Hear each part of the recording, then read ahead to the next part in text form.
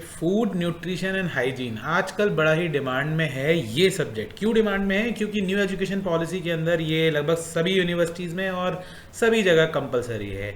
ये जो पेपर मैं आपके सामने लेकर आया हूँ ये भी हाल ही में MPJ रोहिलखंड यूनिवर्सिटी बरेली में ये एग्जामिनेशन हुआ है और उसका फूड न्यूट्रिशन हाइजीन का पेपर जो कि ऑब्जेक्टिव टाइप क्वेश्चन पेपर था और इसमें ऑल क्वेश्चंस जो है आपको इक्वल मार्क्स के दिए गए थे। ये मैं आपके सामने लेकर आया हूँ। क्यों लेकर आया हूँ? उसके दो कारण हैं। जिन लोगों का ये एग्जाम था, जिन लोगों का ये एग्जाम हो गया है, उनके लिए तो ये एक चेक करने का साधन बनेगा और जिन लोगों का भी एग्जाम नहीं हुआ है वो क्या कर सकते हैं, वो डेफिनेटली ये कर सकते हैं कि इन क्वेश्चंस को पढ़ के ये समझ सकते हैं कि किस तरह का क्वेश्चन पेपर जो है आता है। और बहुत सारी चीज़ें होती हैं जो ऑब्जेक्टिव टाइप क्वेश्चन पेपर से हम लोगों को समझने को मिलती हैं। तो चलिए शुरू करते हैं, देखते हैं कि भाई क्या क्या क्वेश्चंस आए थे MPJ रोहिलखंड यूनिवर्सिटी के फूड न्यूट्रिशन एंड हाइजीन के सेमेस्टर 1 के पेपर में। ICMR Indian council of medical research, मैंने आपको जब भी यूनिट 1 पढ़ाया, यूनिट 4 पढ़ाया, मैंने आपको बताया कि ICMR जो है इम्पोर्टेंट, जैसे WHO वर्ल्ड हेल्थ ऑर्गेनाइजेशन, वैसे ICMR जो भारत में मेडिकल रिसर्च यानी चिकित्सा अनुसंधान का सबसे बड़ा इंस्टीट्यूशन है, उसका फुल फॉर्म आप जरूर याद कर लीजिए। कौन से साल में बना था ये भी याद करना जरूरी है। आप कैसे फाइंड आउट करेंगे? आप सिंपली ये चीज़ें सीख लो, गूगल में जाओ और यहाँ पे डालो ICMR। आप ICMR डालोगे, देखो 1911 में ICMR बना था। तो इस तरीके की चीज़ें जो हैं आप लोग खुद से करना, आप तुरंत सीख लें, ज़्यादा टाइम वेस्ट ना करें। ये चीज़ें बहुत ज़्यादा इंपॉर्टेंट है। ICMR 1911 में न्यू दिल्ली में इसका हेडक्वार्टर है। चलिए आगे बढ़ते हैं। ICMR जो है फुल फॉर्म इसकी है Indian council of medical research. एक चीज़ मैं आपसे और कहना चाहूँगा कि अगर मैं मेरे वीडियो आप लोगों को किसी तरह से मदद पहुँचा रहे हैं तो 2 काम कर दीजिएगा। चैनल को सब्सक्राइब कर दीजिएगा, वीडियो को लाइक कर दीजिएगा और एक तीसरा काम भी कर दीजिए, शेयर करिएगा अपने फ्रेंड्स के साथ, जिससे ज़्यादा से ज़्यादा सब्जेक्ट्स में मैं ज़्यादा से ज़्यादा आपकी हेल्प कर पाऊँ। सब्सक्राइब जरूर करिएगा नीचे बेल आइकन के साथ। Things needed for good health, भाई अच्छे स्वास्थ्य के लिए क्या क्या जरूरी है? भाई एक्सरसाइज करो रेगुलरली, बिल्कुल करनी है। न्यूट्रिटिव एंड बैलेंस डाइट, पौष्टिक एवं संतुलित आहार लें, बिल्कुल लें। शारीरिक स्वच्छता रखें, बिल्कुल, गंदगी में पड़े रहोगे तो बीमारियां तो आएंगी ही। ये सभी इसका सही आंसर है। अच्छा, इसको जरा ध्यान से पढ़िए, जल्दी में ये मत देखिए कि मैंने कौन सा सही टिक किया है। आपको ये भी देखना है कि और ऑप्शंस का मतलब क्या है। ऑब्जेक्टिव में अगर आप उसके अंदर दिए गए ऑप्शंस का मतलब समझ लें तो आपकी एग्जामिनेशन में नॉलेज जो है बहुत अच्छे से अप्लाई हो सकती है। नियमित व्यायाम करेंगे तो क्या होगा? वजन नहीं बढ़ेगा, यानी मोटापा नहीं बढ़ेगा, तो आपको दिल की बीमारियों से बचाव है। पौष्टिक और संतुलित आहार बनेंगे तो शरीर मजबूत बनेगा और उसकी इम्यूनिटी बूस्ट होगी। शारीरिक स्वच्छता रखेंगे तो आपको वायरस वगैरह जैसे अटैक जो है उनसे आप बच सकते हैं, बहुत सारी चीज़ों से जो गंदगी जनित बीमारियां हैं। तो इस तरीके से हर ऑप्शंस का इंट्रोस्पेक्शन करना बहुत ही ज़्यादा इंपॉर्टेंट है। आगे बढ़ते हैं। मैंने आपको बताया था फैट सॉल्यूबल विटामिन, विटामिन 2 तरह के होते हैं, वाटर सॉल्यूबल और फैट सॉल्यूबल, वसा में घुलनशील और पानी में घुलनशील। तो मैंने बताया था जल में घुलनशील है B और C और A, D, E और K हैं, ये हैं फैट सॉल्यूबल। इसको फिर से याद कर लीजिएगा सब लोग। फैट सॉल्यूबल है A, D, E and K, मतलब सारे फैट सॉल्यूबल हैं B और C को छोड़ के। B में खुद बहुत सारी तरीके के विटामिन होते हैं, वो सारे क्या हैं? जल में घुलनशील। और K, A, D, E और K जो हैं ये हैं वसा में घुलनशील। B एंड C, जो B वाला ऑप्शन है, ये है जल में घुलनशील। What is this free source of vitamin D? भैया विटामिन सी की एकदम फ्री सोर्स है सनलाइट। सूरज से हमको विटामिन डी प्राप्त होता है, सूरज से नहीं, सूरज की रोशनी से प्राप्त होता है। और इसको आप ऐसे भी समझ सकते हैं, इसमें लिखा है निशुल्क। तो भैया दूध तो निशुल्क नहीं मिलता है, अंडा भी निशुल्क नहीं मिलता है, सूर्य का प्रकाश जो है वो निशुल्क मिलता है। इसमें ऑल ऑफ दी अबव सही आंसर है। सनलाइट विटामिन डी का सबसे बेस्ट सोर्स होता है। एनर्जी, मैं आपको कई बार बता चुका हूं, कार्बोहाइड्रेट और फैट जो है वो हमें एनर्जी प्रोवाइड करते हैं। मिनरल और प्रोटीन जो है हमारे शरीर को बिल्ड करने में, बनाने में फायदेमंद हैं। विटामिन जो है ये हमारे शरीर को मेंटेन करते हैं। वाटर, ये सब न्यूट्रिएंट्स होते हैं। कार्बोहाइड्रेट्स एंड फैट जो है ये हमारे को शक्ति देने वाले, ऊर्जा देने वाले प्रमुख साधन हैं। विटामिन ए जो होते हैं, मैं आपको कई बार बता चुका हूं, विटामिन ए को कहते हैं रेटिनॉल। आप अपने एग्जाम में जब भी जाएं फूड न्यूट्रिशन के, ये जरूर याद रखें कि विटामिन ए को रेटिनॉल कहते हैं, विटामिन बी को थायामाइन कहते हैं। इस तरीके से सब याद करके रखना है। तो विटामिन ए को रेटिनॉल कहते हैं। रेटिनॉल क्या होता है? आंख के पीछे रेटिना होती है, उसको रेटिनॉल कहते हैं, जिसकी वजह से आप देख पाते हैं। तो रेटिनॉल विटामिन ए आंख से जुड़ा है। आंख व त्वचा के स्वास्थ्य के लिए विटामिन ए आवश्यक है। विटामिन ए गाजर में मिलता है, आप अच्छे से जानते हैं। विटामिन B1 की कमी से बेरी बेरी होता है, देखो बी जोड़ लेना, काम खत्म। नाइट ब्लाइंडनेस ए की कमी से होता है। स्कर्वी विटामिन सी की कमी से होता है। और गोइट्रे जो मैंने बताया था घेंगा, हर प्रश्न पत्र में पूछा जाता है, ये होता है आयोडीन की कमी से। यहाँ अपने नॉलेज को इस तरीके से बढ़ाते हुए चलिए। फूड के क्या क्या काम है भैया? सभी है, शरीर को ऊर्जा दे दो, वृद्धि विकास दे दो, रोगों से बचाओ, बिल्कुल सब सब सब सब है। शिशु के लिए सर्वोत्तम आहार माँ का दूध। भैया वो अभी लड़ाई होती है ना हमारे इंडिया में, कहते हैं माँ का दूध पिया तो बाहर निकल। वो माँ का दूध जो है ना सबसे सर्वोत्तम आहार है किसी भी बच्चे के लिए। इनमें से कौन सा शरीर के विकास के लिए आवश्यक है? भाई ये प्रोटीन जो है ना, प्रोटीन ग्रोथ के लिए है, वसा एनर्जी के लिए है, कार्बोहाइड्रेट एनर्जी के लिए है। प्रोटीन जो है वो शरीर में ग्रोथ, कहते हैं ना भाई जिम करना है, बॉडी बनानी है, बॉडी बनाने क्या करो? प्रोटीन शेक पीते हैं ना बॉडी बनाने वाले लोग। तो प्रोटीन जो है शरीर के विकास के लिए, बढ़ाने के लिए शरीर को बहुत ज्यादा आवश्यक है। एक होता है पेट बढ़ाना, पेट बढ़ाने वाले नहीं, शरीर को अच्छे तरीके से बढ़ाना। पेट बढ़ाना है तो वसा खाओ, फैट खाओ, दाब के कार्बोहाइड्रेट्स खाओ। Food exchange list, food exchange list क्या होती है? Group of same nutritional components, food composition, food items. इसको कुछ नहीं करना है, ऐसे गूगल में जाओ, देखो ऐसे यहाँ पे जाओ और यहाँ पे लिखो फूड एक्सचेंज लिस्ट, देखो ऊपर ही ऊपर आ जाता है। गूगल इतनी बढ़िया चीज है ना, यहाँ पे कुछ भी मिल जाता है। तो गूगल बाबा से पूछो there are 6 basic food exchange list, तो ये इसके अंदर हमारा ए इसका सही आंसर है। कार्बन एटम्स कितने होते हैं मैंने मार्क कर दिया, आप देख लीजिएगा। 6 इसका सही आंसर है। प्रोटीन, प्रोटीन नहीं पैक्टिन, पैक्टिन किस में पाया जाता है? पैक्टिन पाया जाता है पके हुए राइप फलों के अंदर। सोर्स ऑफ कार्बोहाइड्रेट क्या है? ये सभी है, पोटैटो, कोलासिया यानी अरबी, जिमीकन, सब में ही पाया जाता है कार्बोहाइड्रेट सही मात्रा में। कार्बोहाइड्रेट के संगठन में निम्न में से कौन शामिल नहीं है? तो भैया कार्बोहाइड्रेशन का जो कार्बोहाइड्रेट का फॉर्मूला है ना, इसमें नाइट्रोजन कहीं भी नहीं आता। देखो सीधी सीधी जाओ, कार्बोहाइड्रेट फॉर्मूला डालोगे तो यहां पे आपको मिलेगा कार्बन, हाइड्रोजन, ऑक्सीजन। देखो सी से कार्बन, एच से हाइड्रोजन, ओ से ऑक्सीजन। क्या नहीं है? नाइट्रोजन नहीं है। ठीक है, तो नाइट्रोजन नहीं मिलता है इसमें।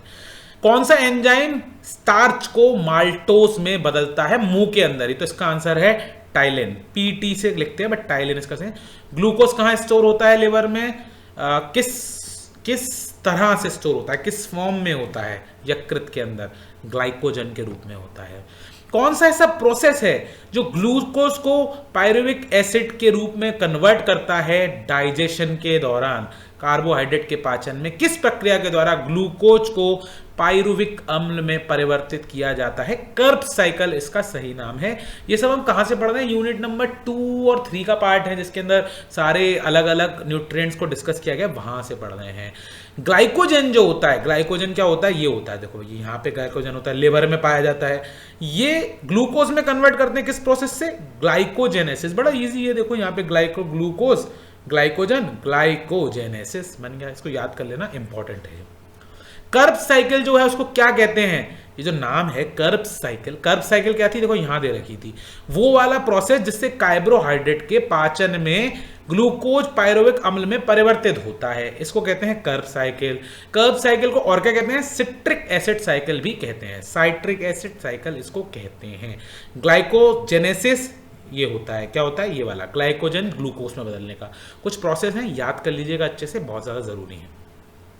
कौन सा डिजीज जो होता है वो कार्बोहाइड्रेट और फैट ज्यादा खाने से होता है? भाई ओबेसिटी, मोटापे की जो दिक्कत है ना, वो किससे होती है? ज्यादा कार्बोहाइड्रेट व वसा। भी मैं ऊपर बोल ही रहा था भाई, बॉडी बनानी है प्रोटीन खाओ, पेट बनाना है तो क्या खाओ? कार्बोहाइड्रेट और फैट्स खाओ। फ्रूट शुगर को फ्रुक्टोज कहते हैं, मिल्क में मिलने वाले को माल्टोज कहते हैं। मैं पहले कई बार बता सका हूं, माल्टोज को माल्ट शुगर भी कहा जाता है। और ये आपको याद रखना है अच्छे से, क्योंकि माल्टोज पूछा जाता है और ये भी अच्छा सवाल है। ये फ्रूट में पाए जाने वाले फल शर्करा को क्या कहते हैं? फ्रुक्टोज कहते हैं। आगे बढ़ते हैं। कार्बोहाइड्रेट का फॉर्मूला बताना है, कोई बात नहीं, अभी गूगल में दिखा दिया था, आपने याद कर लिया होगा। पॉलीसेकेराइड्स को क्या किस तरह के हैं? ये कॉम्प्लेक्स कार्बोहाइड्रेट है। हमने जानते हैं कॉम्प्लेक्स कार्बोहाइड्रेट होते हैं, सिंपल कार्बोहाइड्रेट होते हैं। ये वाले जो है ना, ये कौन से हैं? ये कॉम्प्लेक्स कार्बोहाइड्रेट्स हैं। डाइजेशन प्रोसेस में जो होता है स्टार्च, स्टार्च जो होता है सबसे पहले किस में कन्वर्ट होता है? माल्टोज में कन्वर्ट होता है। इनमें से कौन सी एनर्जी का मेन स्रोत है? इनमें से कौन सा? मैंने आपको बताया कार्बोहाइड्रेट तो है, इनमें से कौन सा है? फैट है। Which the following is unsaturated fatty acid? असंतृप्त वसीय अम्ल कौन सा है? ऑल ऑफ दीज, ये सभी जो है असंतृप्त वसीय अम्ल हैं। इनमें से कौन सी फैट की प्रॉपर्टी है? Which of the following are the properties of fat? Fat पानी में घुलनशील नहीं होते हैं, बिल्कुल सही है। एल्कोहल और ज्यादा समय लेते हैं डाइजेस्ट करने में, ये दोनों सही है। तो all of the above is the right answer. यहाँ पे ध्यान रखना, वसा जो होता है पानी में नहीं घुलता है, बिल्कुल भी नहीं घुलता है। ऊपर हमने क्या पढ़े थे, हमने विटामिन पढ़े थे। विटामिन होते हैं जो पानी में भी घुलते हैं और फैट सॉल्यूबल भी होते हैं। वसा का खराब होना कहलाता है रेंसिडिटी। 1 ग्राम फैट से 9 कैलोरी के बराबर हमें ताकत मिलती है। फैट्स के जो ईस्टर होते हैं, वसा ईस्टर है किसका, वसलियम का, ग्लिसरॉल का। द वर्ड विटामिन किसने दिया था, फंक साहब ने दिया था। देखो फिर गूगल करना सीखो, सीधे जाओ यहां लिखो विटामिन वर्ड वॉज, देखो हिंदी में लिखा है, किसने दिया विटामिन वर्ड, किसने दिया, तो भाई यहां लिखा होगा, ये रहा, BC फंक द्वारा 1911 में दिया गया। ये विज्ञानी है, बिरयानी नहीं है, ध्यान रखना। पता चला मुंह में पानी आ रहा है, सर बिरयानी खाएंगे आज तो।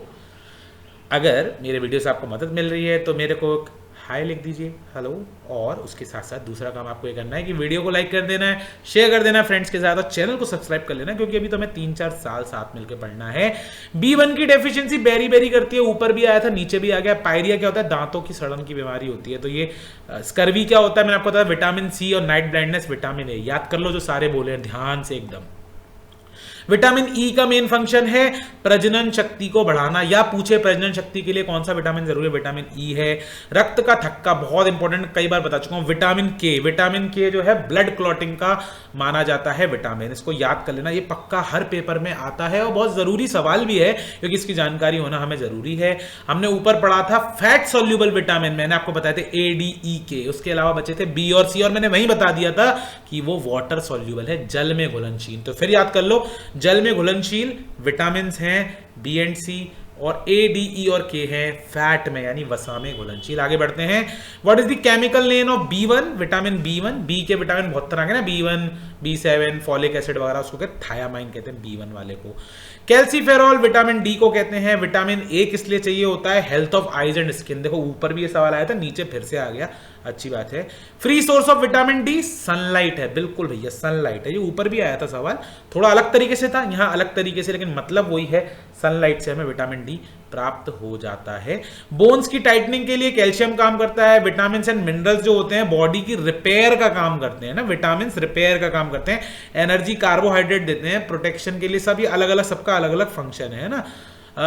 विच nutrient is called body fuel, तो दोनों ही कहते हैं भाई, मैंने बॉडी फ्यूल मतलब जो शरीर को ताकत देता हो, तो ये दोनों ही देते हैं। पल्सेस, दालें और फलियां किसका अच्छा स्रोत है, इन सभी का अच्छा स्रोत है, कोई दिक्कत नहीं है।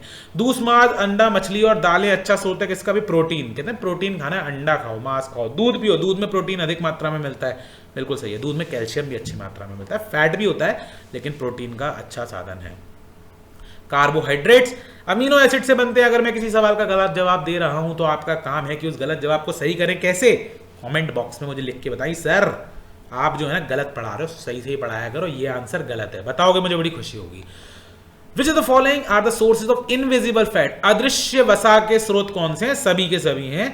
How many amino acids are essential, अब भाई मुझे नहीं पता, इन्होंने कहा आवश्यक अमीनो अम्ल जो है मेरे हिसाब से 9 है, मैंने इसको गूगल भी किया, किताब में ही पढ़ा, बट अब इसमें से कौन सा सही आंसर होगा मुझे पता नहीं, मैंने अच्छे तरीके गूगल कर लेते हैं।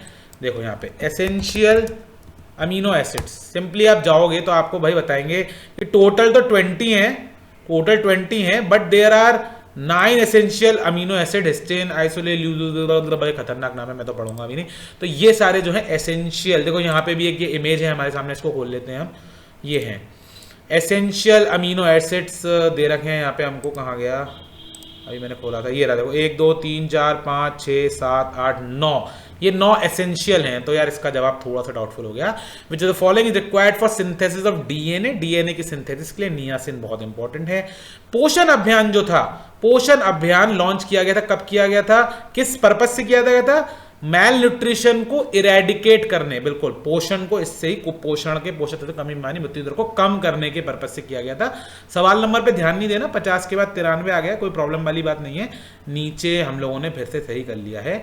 नेशनल फूड सिक्योरिटी एक्ट कब आया था, 2013 में आया था। स्पेशल न्यूट्रिशन प्रोग्राम 1970 में आया था। ये सब मैंने आपको यूनिट नंबर 4 में पढ़ाए थे। यूनिट नंबर 4 में और भी चीजें हैं, WHO के बारे में है, मिड डे मील के बारे में है, वो सब आपको अच्छे से याद करके जाना है। हमारी इम्यूनिटी, रोग प्रतिरोधक क्षमता को बढ़ाने में इनमें से कौन सा फायदेमंद है, ये सभी फायदेमंद है, मैं आपको बता चुका हूं। खट्टे फल, लहसुन, अदरक, इसके अलावा और भी 15-20 नाम मैंने आपको नोट कराए थे, वो सभी इंपॉर्टेंट है। देखो उसके बाद वापस आ गए 51 नंबर सवाल पे। आयोडीन कहाँ पाया जाता है? थायराइड में। थायराइड का गले में, गला फूल जाता है आयोडीन की कमी से, उसको क्या कहते हैं? घेंगा, इंग्लिश में goitre. Is a state of health that arises from incomplete nutrition. देखो इसको अच्छे से याद कर लेना, समझ लेना। अगर हम पूरा या अपर्याप्त पोषण लेते हैं तो क्या होगा? कुपोषण होगा। कुपोषण के दो प्रकार हैं, अति पोषण और अल्प पोषण, over nutrition and under nutrition. यानी अगर हम ज्यादा न्यूट्रिशन ले रहे हैं तो अति पोषण या ओवर न्यूट्रिशन हो जाता है, अगर हम कम न्यूट्रिशन ले रहे हैं तो अल्प पोषण हो जाता है। दोनों ही अवस्था को कुपोषण कहते हैं। जब हम सही मात्रा में पोषण लेते हैं तो उसे सुपोषण कहते हैं। तो ये आपको याद रखना, गुड न्यूट्रिशन, ठीक है। बॉडी का कौन सा हिस्सा सूज जाता है इस बीमारी में? क्वाशियोरकोर में, एब्डोमेन, पेट। कैल्शियम की डेफिशिएंसी जो होती है वो ऑस्टियोपोरोसिस, ये हड्डियों की बीमारी है, इसी की तरफ ले जाती है, ऑस्टियोपोरोसिस। बेरी के कॉमन सिम्टम ये सभी हैं, ऑल ऑफ दीज हो जाता है। वजन कम हो जाता है, कमजोरी रहती है, अनियंत्रित हृदय गति भी रहती है।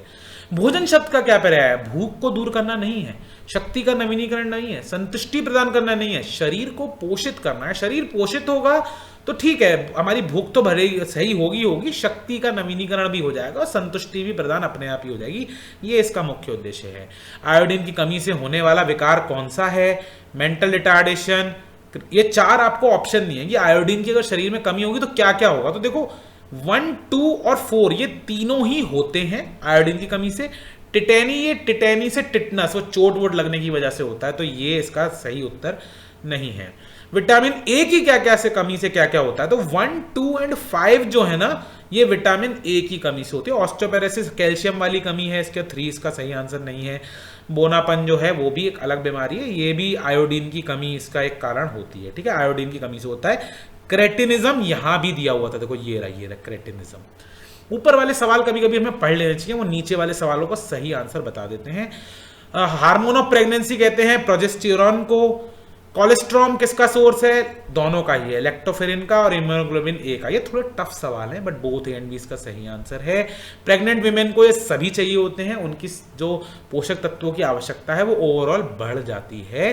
2 weeks to 9 months of pregnancy को एम्ब्रायोटिक यानी भ्रूणावस्था कहते हैं। गर्भधारण की दूसरी व तीसरी तिमाही में जो BMR है वो 7% तक बढ़ जाता है। Requirement of nutrition during lactation, यानी लैक्टेशन मतलब धात्री अवस्था, यानी जिसमें माँ अपने बच्चे को दूध पिलाती है, तो ऑब्वियस सी बात है कि जो पोषक तत्व माँ को चाहिए होते हैं उनकी जरूरत बढ़ जाती है। क्यों? क्योंकि एक बच्चा जो है माँ का दूध पी रहा है, यानी वो माँ के पोषण में से वो भी अपना एक हिस्सा ले रहा है, तो बिल्कुल बढ़ जाती है, बिल्कुल बढ़ जाती है। ICMR ने क्या कहा है मिल्क के बारे में, कितना, ये सब चीजें आप पढ़ लीजिएगा। प्रोटीन की स्मॉलेस्ट यूनिट बोली गई है। बच्चे का नॉर्मल वेट कितना होता है। प्रेग्नेंट वीमेन को 1000 mg पर डे कैल्शियम चाहिए होती है। जिंक की जरूरत पता है क्या है? 11 मिलीग्राम पर डे होती है। यहाँ 12 और 10 दोनों दिया हुआ है, तो अलग अलग किताबों में अलग अलग आंसर हो सकता है। मेरे हिसाब से दोनों ही ठीक है, इसके बीच में होना चाहिए, तो आप देखिएगा इसको अपने हिसाब से। फर्स्ट फूड ऑफ चाइल्ड, भाई सिंपल सा बात है, आप बताओ बच्चा पैदा होता है तो उसका सबसे प्रथम आहार क्या होता है? माँ का दूध होता है, मदर्स मिल्क। एनी लिक्विड कैसे पिला सकते हो? इसमें आपको मैंने वो भी बताया था कि जब बच्चा बड़ा 1000 डेज न्यूट्रिशन पढ़ा रखा है मैंने, नहीं हो तो वीडियो देख लीजिएगा, मैंने व्हाट्सएप ग्रुप के अंदर लिंक शेयर कर रखे हैं। व्हाट्सएप के ऊपर मैंने 1000 डेज न्यूट्रिशन बकायदा भेजा हुआ है, जिसमें 3 अवस्था बताई है, प्रेगनेंसी की, छोटे बच्चे की, बड़े बच्चे की। वो बहुत इंपॉर्टेंट है, आपको अच्छे से याद करना होना चाहिए कभी भी आप पेपर दे फूड न्यूट्रिशन हाइजीन से रिलेटेड। 2.5 किलो से कम का बच्चा होगा तो मतलब थोड़ा सा गड़बड़ है उसके साथ।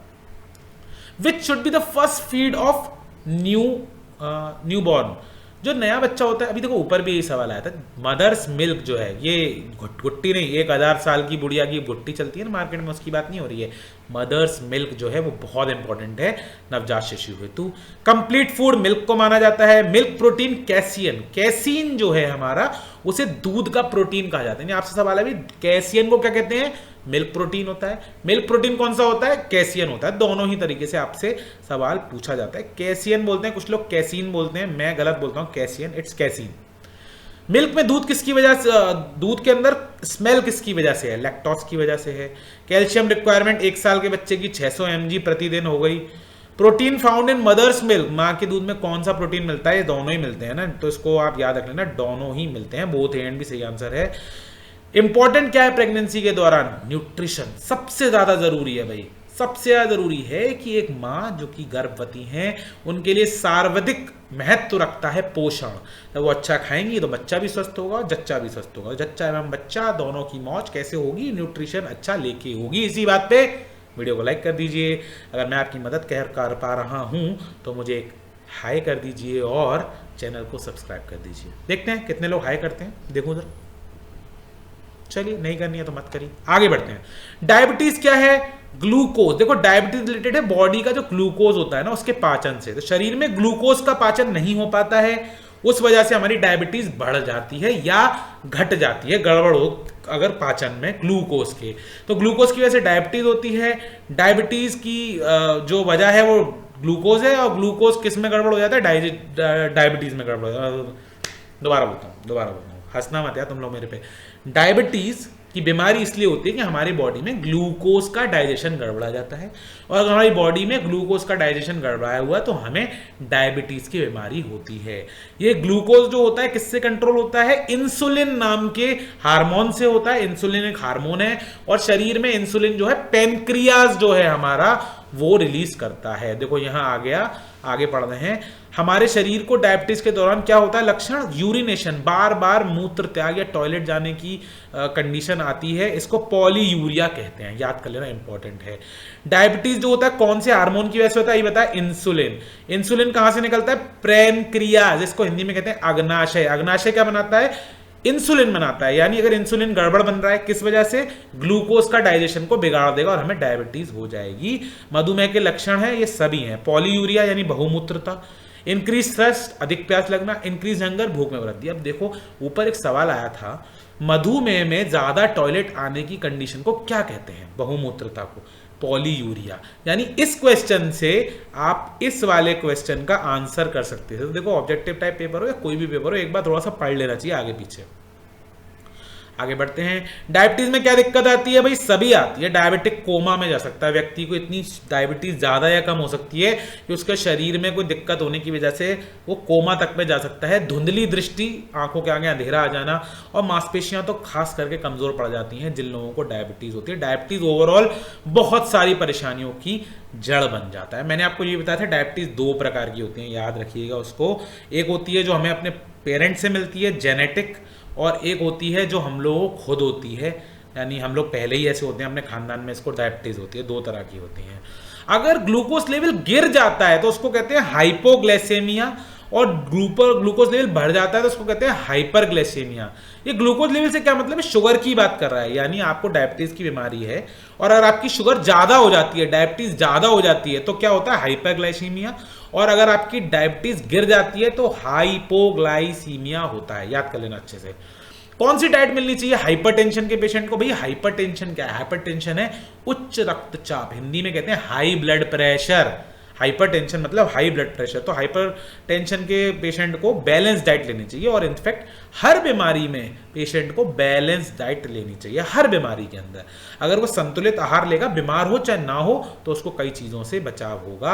हाई ब्लड प्रेशर के सिम्टम क्या है भाई? ये सभी हैं, सर दर्द रहता है, उल्टी आती है, चक्कर आना है, सभी जो है ज्यादा बढ़ते हुए ब्लड प्रेशर की निशानी है। और सच बताऊं तो जब ब्लड प्रेशर कम होता है उसकी भी यही सब लक्षण है। नॉर्मल ब्लड प्रेशर याद कर लेना 120/80, और अक्सर पेपर में पूछा जाता है नॉर्मल बुखार कितना होता है, यानी बॉडी टेम्परेचर नॉर्मल 98.6 होता है, तो इसको आप याद कर लीजिएगा अच्छे से। इनमें से कौन से खाने जो हैं डायबिटीज में नहीं लेने चाहिए? कि सभी नहीं लेने चाहिए। देखो जिसको मधुमेह की बीमारी है उसको ग्लूकोज तो डाइजेस्ट ही नहीं हो रहा, गड़बड़ हो रहा है, तो लेना ही लेनी है। शहद में ऑलरेडी ग्लूकोज ज्यादा होगा, मिठाई में मिठास ज्यादा होगी, तो ये नहीं लेनी है। तीनों चीजें है ना, all of the above. Which of the following is the causative agent of typhoid? Typhoid बुखार का जनक कौन है भाई? सैल्मोनेला टाइफी, ये इसका शॉर्ट फॉर्म है, इसको अच्छे से याद कर लेना।